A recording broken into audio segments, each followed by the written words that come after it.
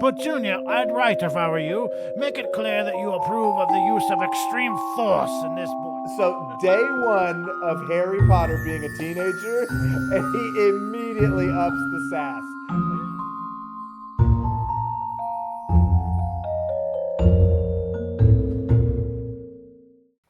Before we get started, I wanted to say, if you guys are listening to this for the first time, or if you've listened to it a dozen times, if you haven't hit that follow button, why don't you do us a favor and hit that follow button, share with another Potter fan, do anything you can to interact with our podcast, to get it more in the algorithm, to get it out there, to get it seen. That being said, welcome back, witches, wizards, and muggles, to Squibs Corner. I am Jeremiah. And I'm Andrew, and today we're moving on to Chapter 2 in Harry Potter and the Prisoner of Azkaban. So let's recap. We've only got Chapter 1 to recap. Nothing much happened. We see Harry again. He's trapped in his room. He's doing homework voluntarily. Voluntarily for a change. So, there's that. But he has to hide it from the Dursleys. They don't want him doing any magic stuff at home. He is, however, allowed to let Hedwig out and fly now, as long as he swears that he's not going to send or receive any messages. You know what's funny about him doing homework in secret is, I'm pretty sure in years 1 and 2 he put homework and classes on the back burner, and now he's like he wants to be there so bad that he's doing homework on summer break. Yeah. Well, That's crazy. Years 1 and 2, he had some pressing issues that he had to deal with. Well, they're just going to get more pressing as we go. Yeah. All right, so let's pop quiz it up, Jeremiah, because book 3 seems to be the book of random pop quizzes.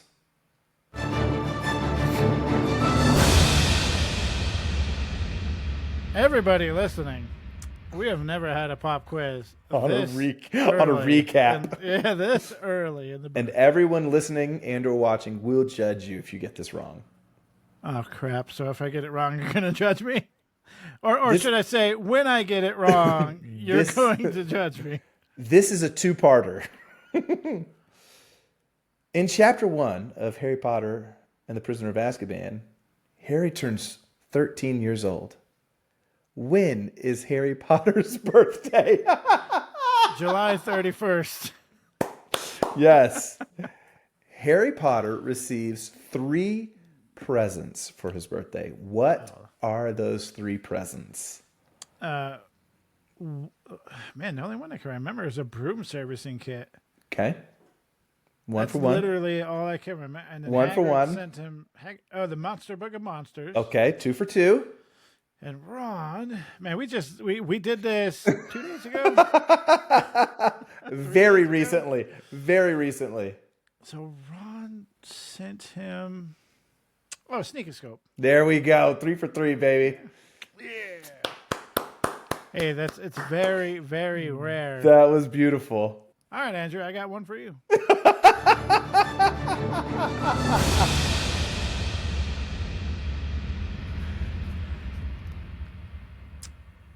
When they're describing Dudley, how many chins does the 5 book say he has? Yeah, there you go. 5. Man, that's something random to know. 5. Wow, you did do the thing, didn't you? You did do the thing. Oh, I love a good Dumbledore quote. Yes, now we'll get into the 7-word summary. We won't press our luck anymore. For now.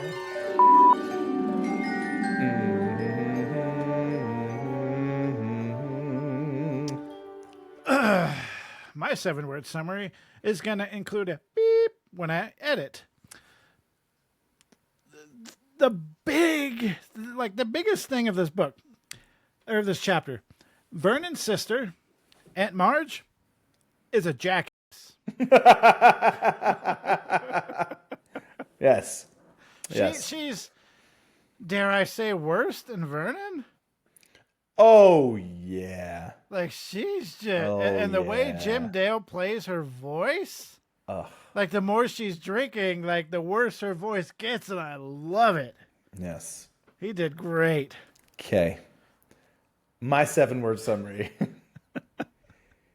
Keep my parents' names out your mouth.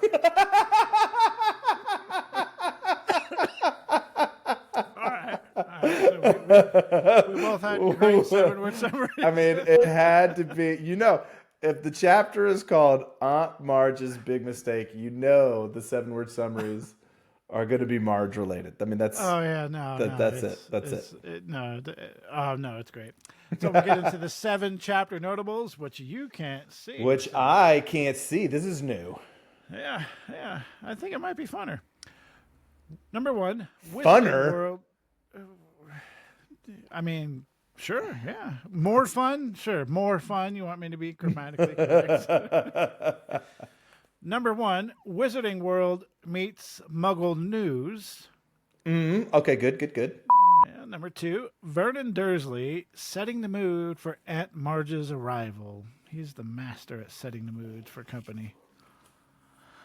3, is that attitude from Harry towards Vernon? It could be blackmail too. Sure. 4, Aunt Marge is a jackass. I told you I had a running theme going with it. Yes. 5, Harry Potter playing his role like a good boy. Number 6, watch where you're pointing that thing. 7, Harry isn't putting up with the Dursleys' abuse any longer. And as always, we'll get into the first paragraph. I like those. Harry went down to breakfast the next morning to find the 3 Dursleys already sitting around the kitchen table. They were watching a brand new television, a welcome home for the summer present for Dudley, who had been complaining loudly about the long walk between the fridge and the television in the living room. Dudley had spent most of the summer in the kitchen, his piggy little eyes fixed on the screen and his 5 chins wobbling as he ate continually. Yes. Oh, that's great. You think if she started writing the books now, I don't think she would describe the Dursleys like she describes the Dursleys. People need to just chill.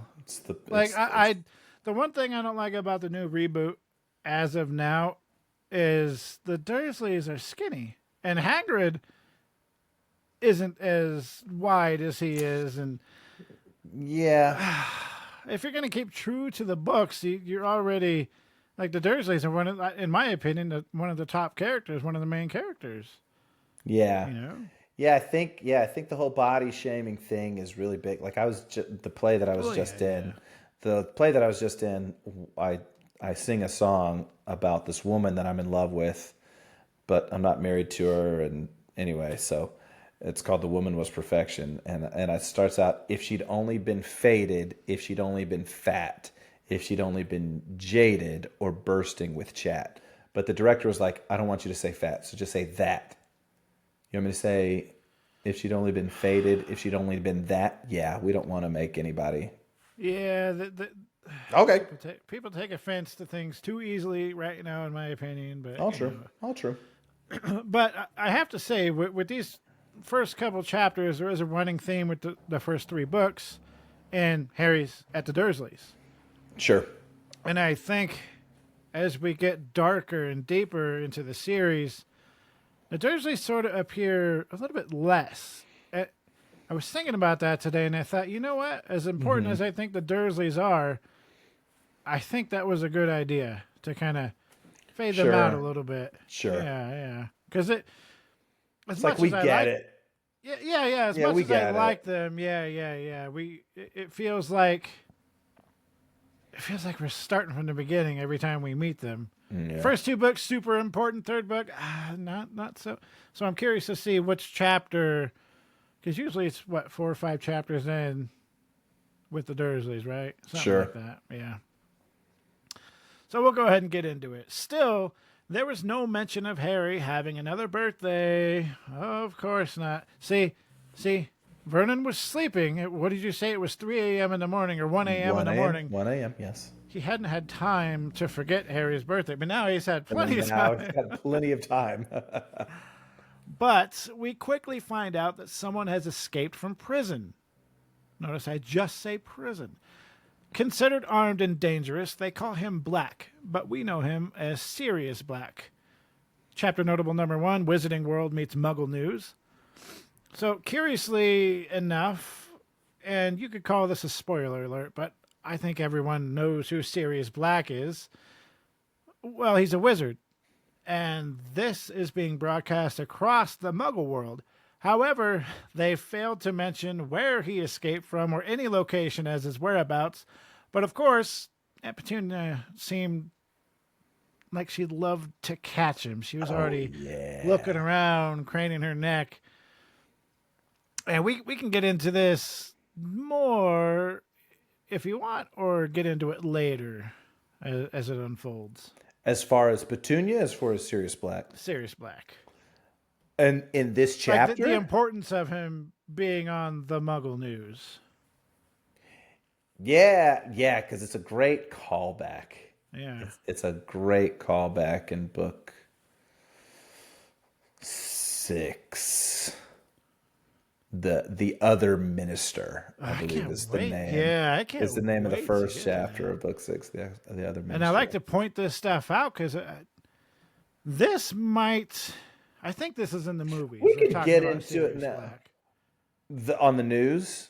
I think. Is the other minister? Is that in the movie? No, nothing. That's a great chapter. Okay, so let's talk about it now. So as you know, you've been following along. We're in book 3. There is a minister of magic. Sometimes he's called the minister for magic, but the minister of magic.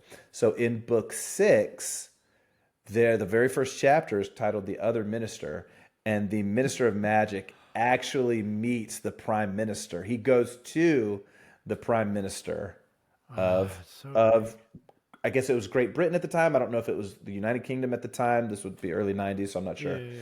And they have a serious discussion. But this is at that time, it's a new prime minister. Yeah. And so he's talking to the new prime minister. He's like, we don't come around all the time. The last time we came around, it was because of Sirius Black. So the reason that Sirius Black is on the Muggle News is because the minister of magic has talked to. So it's a really cool chapter. No, I love it. The way that they did it. And it's a shame if you've only watched the movies, you don't know the relevance of Sirius Black being on the Muggle News, because you're like, oh, he's on the Muggle News, and then that's it. Yeah. So, I can't wait to get it's going to be a couple years till we get there. So very cool. Right here, we get another example of why the Dursleys are so nasty. Vernon immediately judges the photo of Black and points out right away, like, hey, where's this lunatic at? You didn't say anything about where he is. So he points all that out right away. Yeah. And Vernon, no need to tell us he's no good. Look at the state of him. The filthy layabout. Look at his hair. And if you remember, the Dursleys have a thing with hair because they're always talking crap about the ruddy state of Harry's hair. And I think Harry's like, whoa, well, compared to him, I have pretty good hair. I've got a quick pop quiz for my boy Jeremiah here. Oh, lords. Or should I say, bloody hell. Bloody hell. Have we heard about Sirius Black before this chapter? I don't think so. No.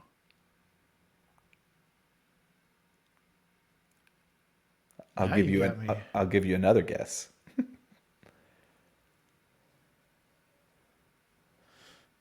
Well, I'm listening. Oh, yeah. Yes. Yeah. Okay. The very, very beginning of Harry Potter. Yeah. I borrowed the bike from Sirius Black. There we go. Yes. Another little thing where you read it in book 1 and you're just like, if you're not paying attention. Hagrid borrows a motorbike from Sirius Black. Cool. Don't think anything else of it. And now book 3, she's like, oh, I used Sirius Black would have been there. Why? Okay, cool. Yeah, great. Yeah, now he's escaping from prison. Yeah. Like what? What? Yeah. Yeah, that's a good one. So good. Yeah. So yeah, we get a little bit of glimpse of Vernon here, where he stands on the political spectrum of what escaped, fugitive criminals. He's like, the only way to deal with those types of criminals is by hanging. So Jeez, yeah. Vernon is all for capital punishment. And I don't think what we read in the book says anything about why he was in prison. No. We just know that he's escaped prison. So Vernon doesn't know what he did to No, go to prison. It fits his character, though. Yeah, So, he's yeah, like, yeah. hey, Hang hang him. him, hang Yeah. him. Yeah. So and so now we've got a new character alert. One that Harry is not too happy about. Aunt Marge, Vernon's sister. And So I got to cut in real quick. So I find it odd. J.K. Rowling adds this little side note right here. And I'm going to pull it from the book. She says Aunt Marge was Uncle Vernon's sister. Okay, sure. Even though she was not a blood relative of Harry's, sure. whose mother had been Petunia's sister. Yeah. He was forced to call Aunt Petunia his aunt. But I don't understand why she put whose mother had been Aunt Petunia's sister. Like, Well, why add that in there? Well, I think that's a recap. This is again, we're getting recaps. Okay, yeah, cool. So I think she's reminding or letting new people know Yeah. he's related I just to found the Petunia. placement. Yeah, I just find the placement kind of odd. It's like, she Yeah. just threw that in there. Yeah, I mean it makes sense because I've met, aunts and uncles that I'm related to by marriage, not by blood.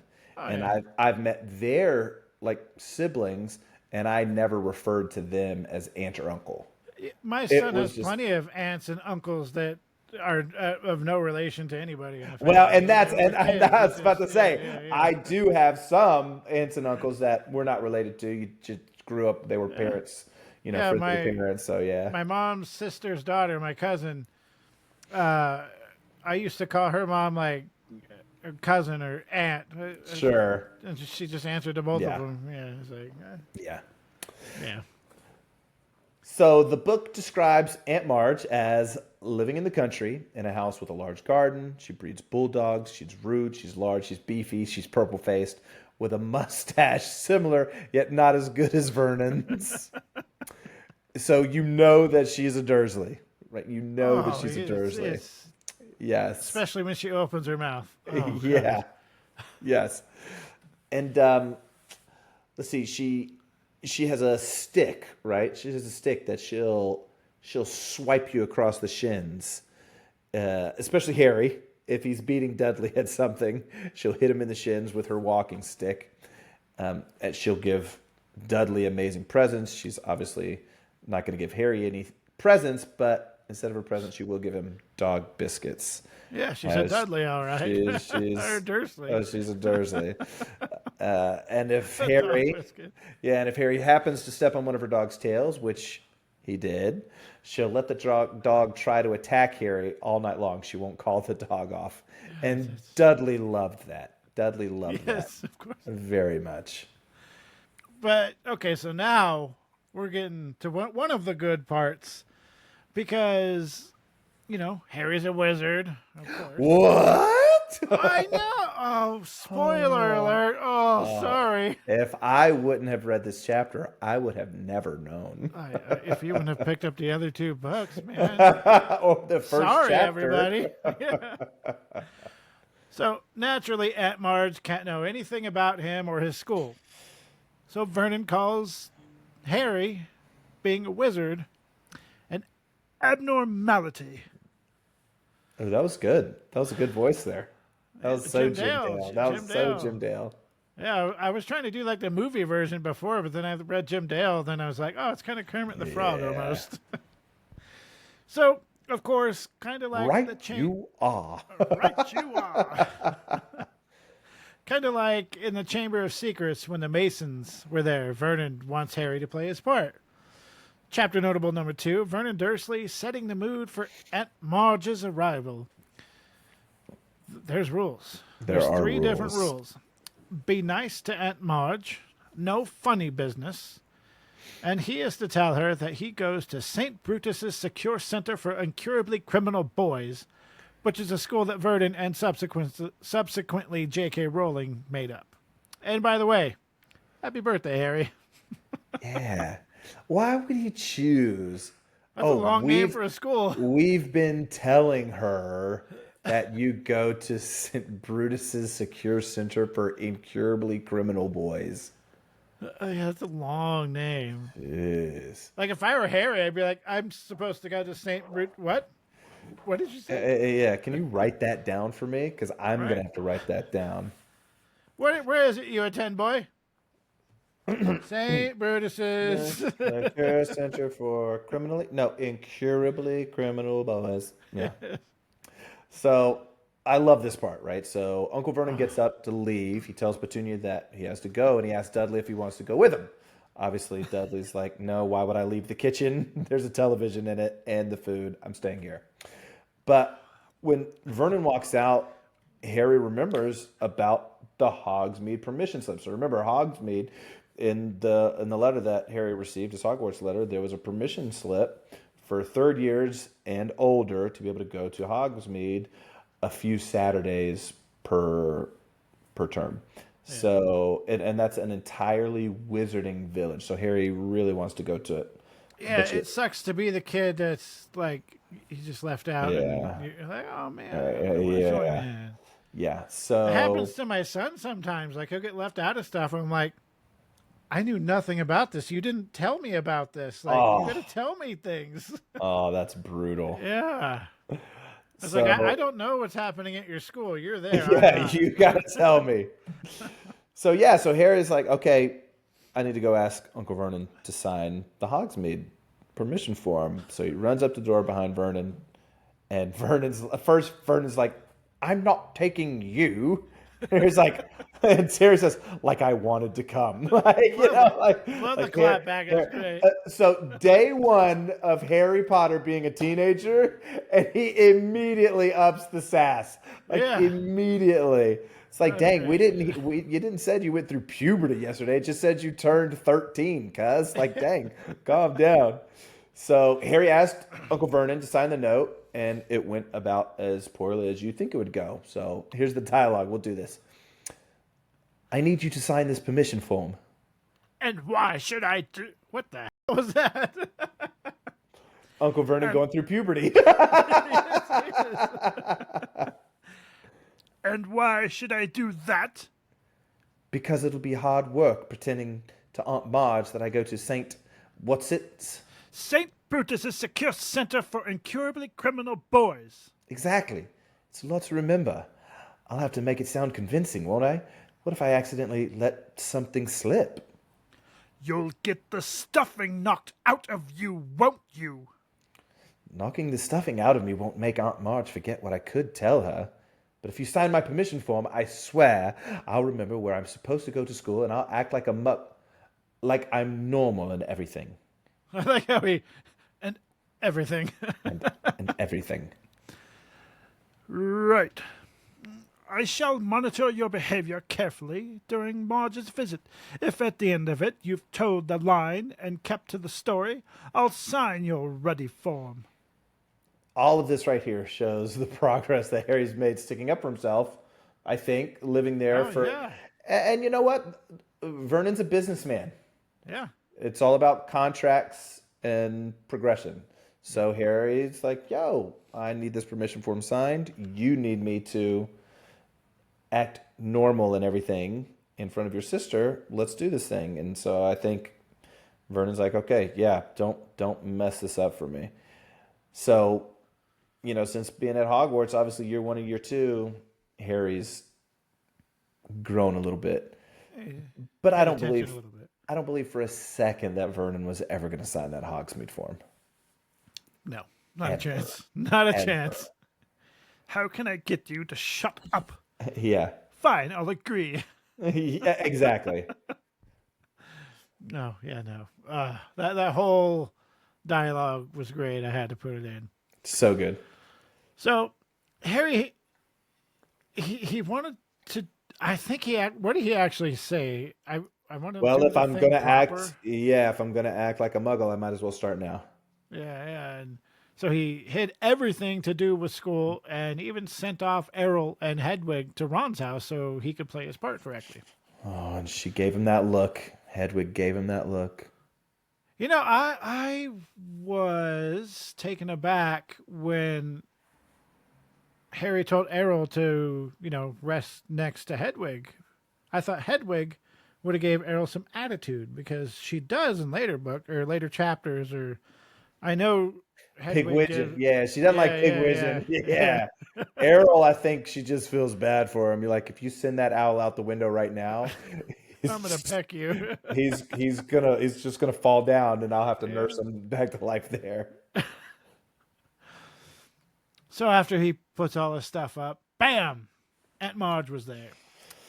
Now something I found odd, and this may be a continuity error, is it says when Vernon gets back home, there was a crunch of gravel as he pulled into the driveway. Don't they live in like a normal suburban town with asphalt and concrete? So technically, gravel, it doesn't have to be a gravel driveway if it's got gravel rocks on it. So like I have a regular driveway, but there are rocks to the side of it on my neighbor's driveway. And Okay. those rocks, like my kids will play in those rocks or whatever, it'll rain, and that gravel will get up on my concrete driveway. But Mr. Fancy Guy over there, concrete driveway. I got a big old yeah, gravel driveway. I don't want to brag. Well, the funny thing is, we got approved to get my girlfriend a wheelchair ramp, and they came today and assessed everything and said we're going to put it right here. This is what it's going to look like. In 2 months, we'll come install it. But the whole time, I'm thinking we have a gravel driveway. She's going to have an electric wheelchair with some pretty good wheels on it if it gets to that point. Yeah. Right now she's in between. I could walk okay and not so good. So Dang. yeah, I'm like And Mr. Fancy Pants over there, I got a gravel or concrete driveway. We can park multiple cars in my driveway. I Yeah, don't know. I you can think Vernon skateboard only in your has driveway. one car. Yeah. Or rollerblade, as my kids rollerblade and scooter. Yeah, I could try, but it wouldn't end too well on my I driveway. do not try on my driveway. I'm not. I'm 40 years old. Rollerblades are a thing of the past for me. I'll still jump on a skateboard once in a while, but There you go. yeah, at this age, you're like, I can do that, but what if I get hurt? That's Should even I worse. do that? Yeah. Should I do that? So, anyways, this part of the chapter, it's an amazing thing that J.K. Rowling can do in just making Harry Potter, like the series, the book, so relatable. And like I've said over and over again, bringing the characters to life in an instant. So we're going to try to cut to this real quick. She comes in with her dog Ripper and immediately looks for Dudley, gives him a hug and a $20 note. Said hi to Petunia and Vernon. Vernon offers Marge and her dog Ripper tea, which she's going to share the tea with the dog out of the same. Out of her saucer. Disgusting. And then she just kind of lays into Harry. And Harry, and he could do nothing. No, I he remember couldn't be nice or mean or. he's thinking of the Hogsmeade permission slip. Yes. The Hogsmeade permission slip.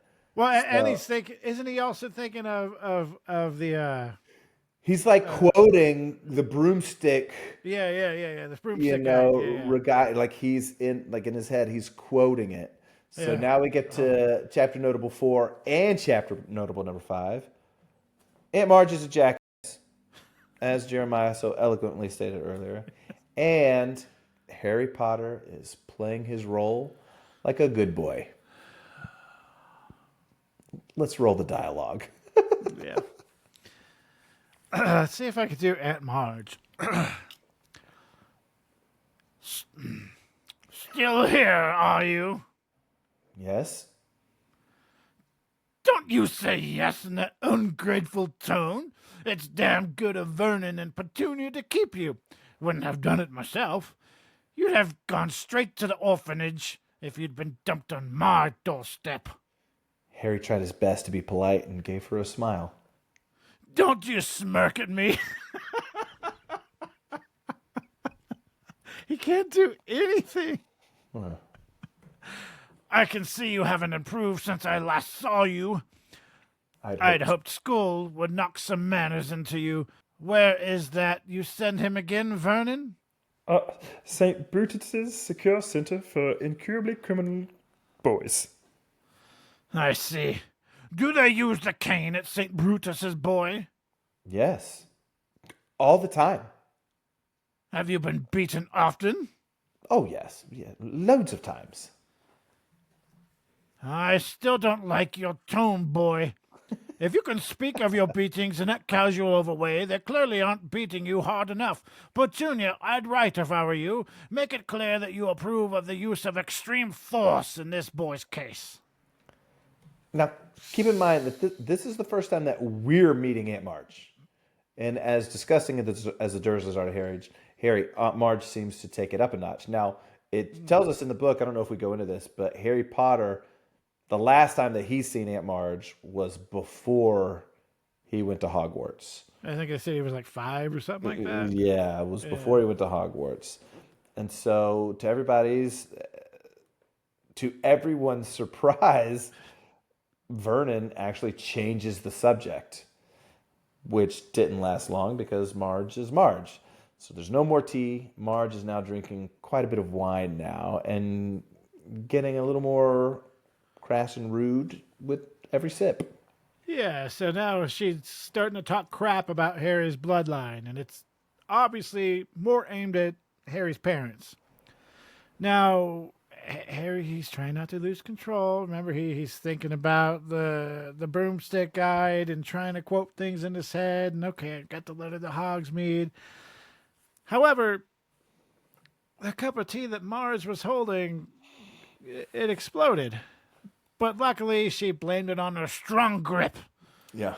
And mentioned that it happened a few weeks ago. So, okay. But Vernon and Petunia looked at Harry when that happened. Yeah. But Marge didn't notice anything. No, well, since it happened a couple of weeks ago, though, yeah, Harry got off lucky there. So yeah. And so a few days go by, everything seemed to be doing okay. Harry's trying to keep to himself, and now it's Marge's last day, finally. Yeah.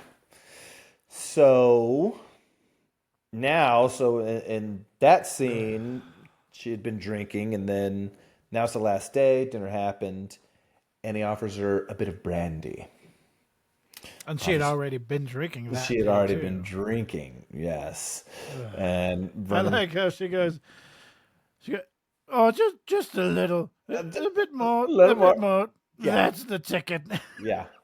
Why Vernon thought this was a good idea just makes no sense. Maybe he was getting her to pass out, get so drunk that she passes out, or maybe gets her so drunk that he was afraid something bad was going to happen, and maybe if she's drunk enough, she won't remember that it happens.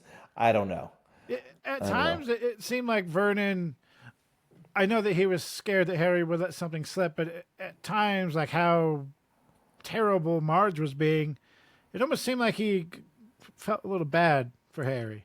Well, and even in this scene, Harry tries to leave, but Vernon gives him the look like, no, you've got to stay here. And it's like, Vernon, let him go. Like, what? Yeah, if you're so worried. Yeah, she's getting... Just like, Petunia, the boy's escaping. Cool. Yeah. What's the issue here? You don't want him here. Let him go. Yeah, let him go. Yeah. So Marge can't get over the way that Harry looks, to the point where she says that Dudley, he's a proper looking man, when we all know that Dudley is extremely overweight and Harry is a lot healthier than Dudley, but she just starts laying it on so thick, and it gets to the point where she's talking about, at one point, I can't remember if it's this conversation or the first conversation, but, she relates Harry's lineage to breeding dogs. And she says, if there's something wrong with the bitch, there's something wrong with the pup, which is obviously breeding terms for dogs. Yeah. And so Harry's like, what did you just say? What did you just say? What did you just say? And so then she's like, oh, your mom and dad, they died in a car crash. Probably no good for nothing. What did his father do for work? Well, no, first she says, died in a car crash, probably because your father was drunk. Yeah. Oh, from the Says drunk lady. Yeah. From the drunk lady. Oh, my God. Yeah. Yeah. And everybody talks to Harry about his parents that way. His family, people at school, his Draco. I mean, Yeah. But here's the thing: the Dursleys will go to any length, especially Vernon with Marge, will go through any length to hide the fact that Harry and his family were wizards. So Vernon tells Marge, dumbly in front of Harry, that his father was unemployed, no good. So then Marge goes on to taunt Harry about how he's proud of his worthless family and how they died in a car crash because, well, as Marge is drunk, she ironically suspects, oh, yeah, they died in a car crash because they were probably drunk. And the next thing we know, Harry loses it. oh, yeah. They did not die in a car crash. And he's up. He's on his feet. And she's getting into it. And then Marge... You little nasty liar. yeah. Then Marge starts inflating like a balloon. It's great. It is great. We can get to it in a second if I can remember. This is the second time magic has been used in the house. Assuming Aunt Marge didn't actually squeeze the cup hard enough to break it. So at this point, there's been two different uses of magic. So, and yeah.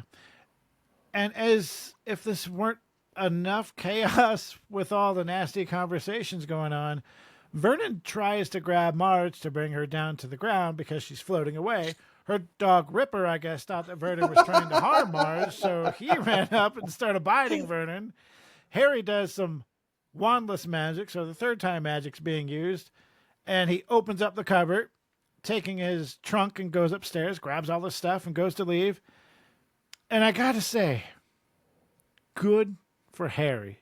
Yeah. Yeah. He tells Vernon she deserved what happened to her, and I agree, 100%. I mean... 100%. Yeah. But then Harry does something even more fantastic. Chapter notable number 6. Watch me reporting that thing. He pointed his wand right at Vernon and told him to stay away from him, that he's had enough, and he left, which is chapter notable number 7. Harry isn't putting up with the Dursleys' abuse any longer. Yeah. And you know what? This is one of the criticisms against Dumbledore, that he allowed Harry to be raised by the Dursleys and let me hit the music for the final thoughts, and then we'll get into that. Ooh.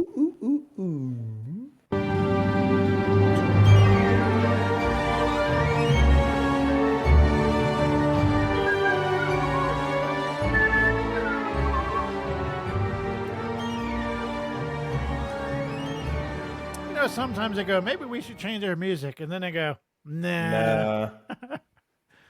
No. So, as you were saying, Andrew. Yeah, a lot of people criticize Dumbledore for not helping Harry enough. And so... Yeah, we've talked about this. We've talked about this. And so, it's even brought up in Deathly Hallows.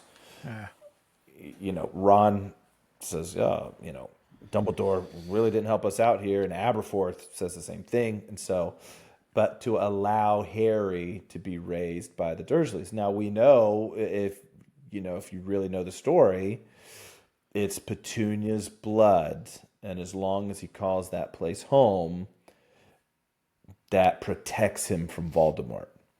And that actually does come up later. I don't think it's in this, but it doesn't come up for a while. No, I think you're right. Yeah, that's not in this book. But so it's a coin toss. And Dumbledore says this years later. I think in book 6, how well Harry has done for having been raised. Yeah. In that situation. But yeah, Harry. I mean, just introducing Aunt Marge just stepped up the abuse, like it ramped it right up. Like you just think he's dealing with the Dursleys and their crap, and he's got more family members that come over, and they just jump on the boat with the Dursleys. And why? And even Vernon, like, oh, what happens if that happens? I'll knock the stuffing out of you, or you'll get the stuffing knocked out of you. It's like, dear me, like, what in the world? Yeah. No, in my opinion, this chapter, it introduced a new level of abuse that he goes through, but it honestly was a fun chapter. I had a lot of fun doing this chapter, and then seeing Harry kind of get some attitude with Vernon, and especially at the end, point that wand right at him and just leave. Yeah.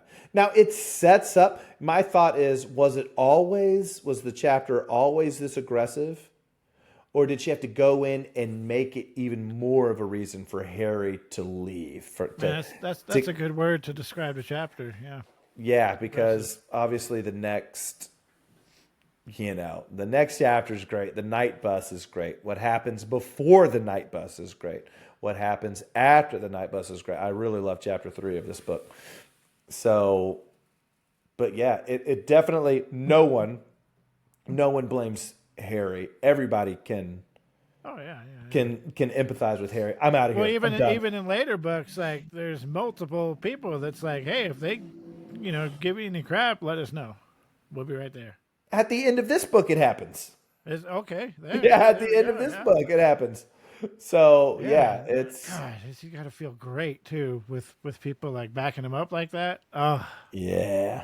No. Now this shows you kind of which direction the book is going. Like Harry Potter, he's already been like, "Hey, we got to do this. Like this is the issue going on," but now he's like, "Hey, I don't even want to be here, man. Like, I don't need to be here." Right? Well, I thought, part of me is like, he's so upset. He's so mad that he had to put up with that. He's leaving. The other part is, I just magically inflated my aunt. This is not going to end well for me. Either Vernon's going to get his hands on me, or the ministry's going to get their hands on me. Well, like I say, there was 3 spells used, and as we know, going forward, they only point, the at one spell. So, yeah. But great chapter, good chapter. Yeah. Gets Harry all riled up. Yes, it's great. So thank you all for joining us. Don't forget to like, follow, subscribe wherever you're listening from. And if you can, please leave a comment. It will really help push us out to more Potter fans. That's true. And join us next time as we review Chapter 3 of The Prisoner of Azkaban, The Night Bus. And I'll go send us out with this. Take it away, Ern. Oh, man, I wish I had a different quote now. The consequences of our actions are always so complicated, so diverse, that predicting the future is a very difficult business indeed. Squibs Corner is hosted by Jeremiah Lobot and co-host by Andrew Beecham. We would love to hear from you, so drop us a rate and review, to inquire about being a guest and for questions and comments, or to just give us your Harry Potter story. Email us at squibscorner@gmail.com. To watch Harry Potter merch unboxings, follow my YouTube @KillPotterGuy. Lastly, you can leave us a voice memo and follow us on Instagram @Squibs Corner Podcast.